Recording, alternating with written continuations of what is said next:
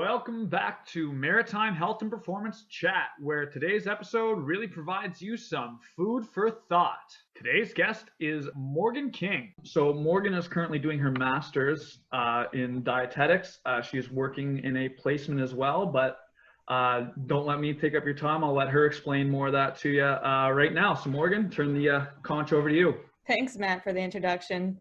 Yeah, so Matt is right. I am doing currently my master's in nutrition and dietetics at Mount St. Vincent University. And I am going to become a registered dietitian to be. So part of that program, I actually have to do internships and rotations in order to achieve like competencies at the moment.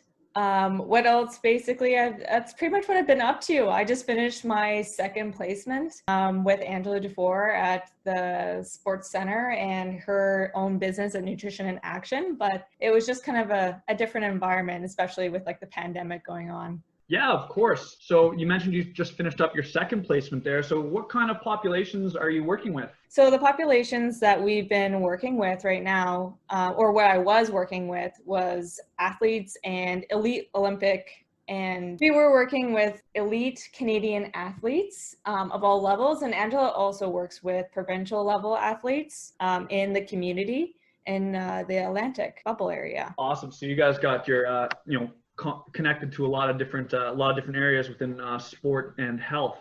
So I know a lot of people that kind of get into the health field generally have some sort of background, whether it be through athletics, academics, any sort of profession. Do you want to give us kind of a bit of your background and how you sort of got to this point? Yeah, of course. So I've always loved sports. So I have a major sports background. I used to play high-level soccer in BC, and I also played basketball. So throughout my life, I've just kind of played different sports. And when I hit university, I ended up playing club rugby, and I did Premier A women's soccer for one summer. But now, like, obviously, I'm just doing stuff recreationally. So I just do skiing and rock climbing, which is my passions right now. And because I had such a great like passion for sports, I've always just wanted to be involved. And I thought that would be my ideal dream job, is like working with athletes and sports, and of not just like elite level, but like of all like levels of sport and activity. Because I think everybody should have the opportunity or need some nutritional advice on that area. That's an excellent point. I know for me personally, doing an undergrad in kin and a master's now in kin,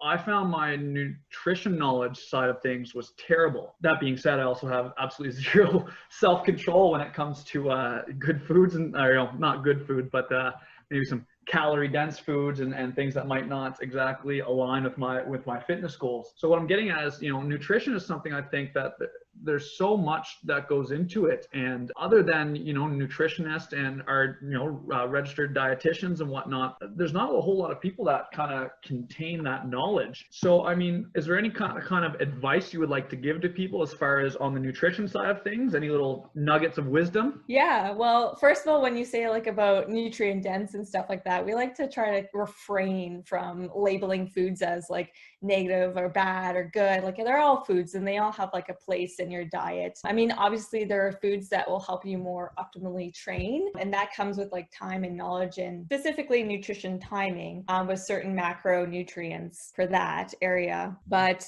you're right though, with kinesiology, you don't quite get a lot of knowledge unless like you decide to take some nutrition courses, and usually that just kind of gives you the slight basics of nutrition, whereas like I've actually been studying this for quite a while now. Like I did my undergrad in nutrition, and that was 4 years of nutrition knowledge, and now I'm doing a master's of will be 3 years probably now. So I'd like to hope that I'm well versed in that area.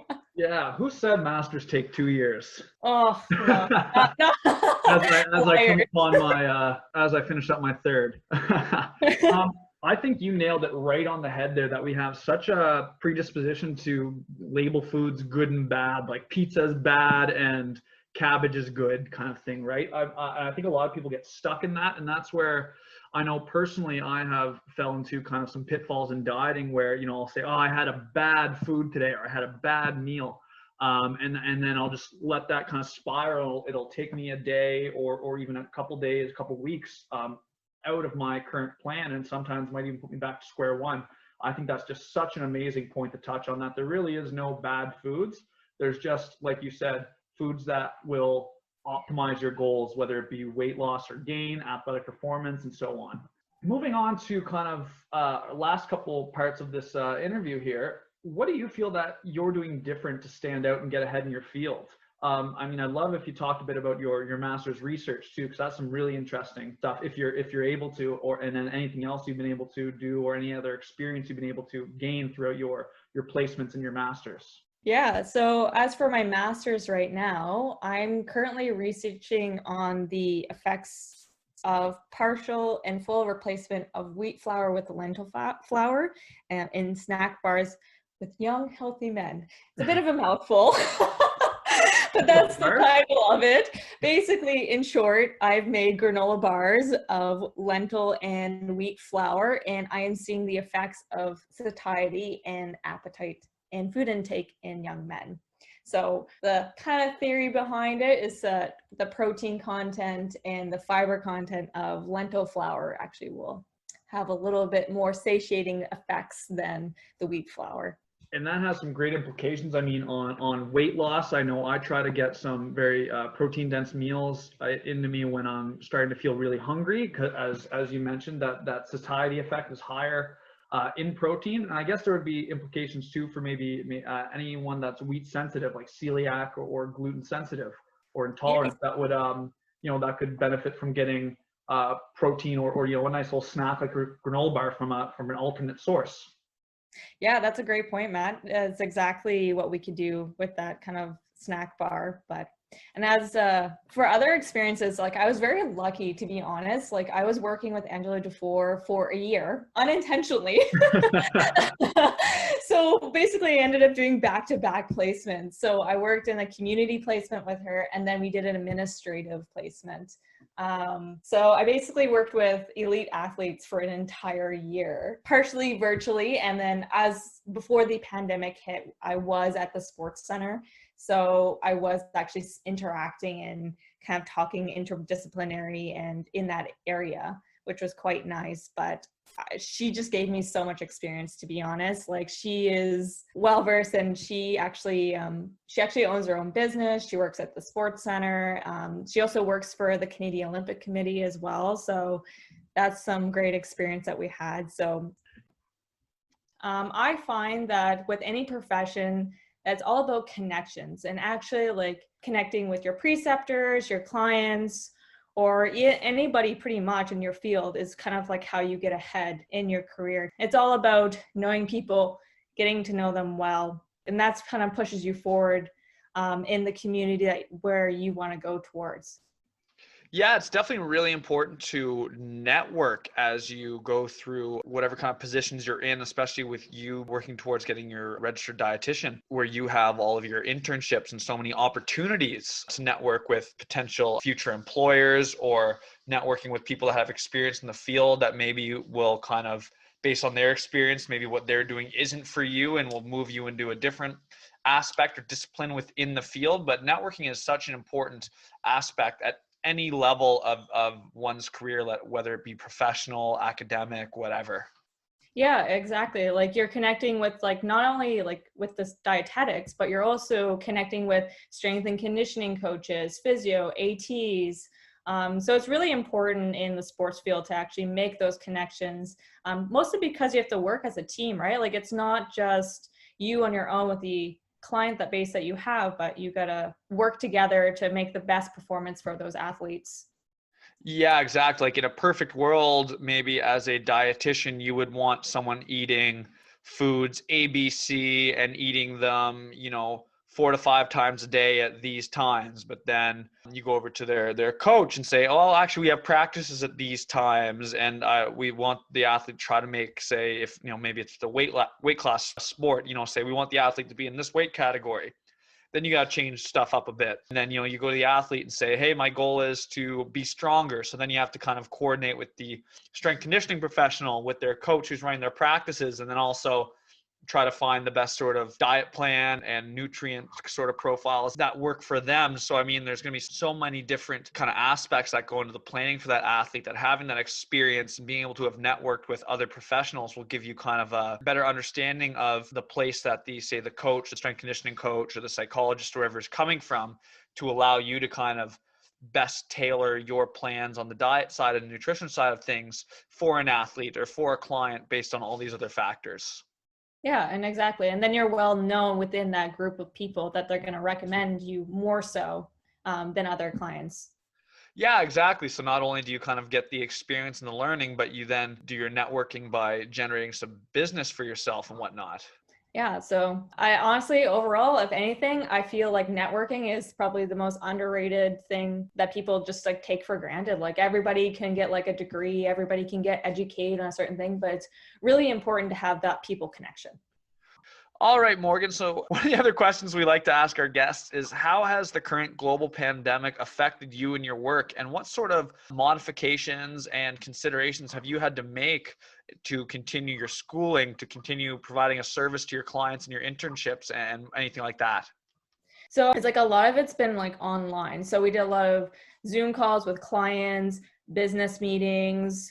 When I was promoting with like California Prunes, then we were doing our meetings with that as well. And a lot of the stuff, to be honest, I was on an administrative placement. And so I was doing a lot more paperwork and more ordering of food and stuff like that.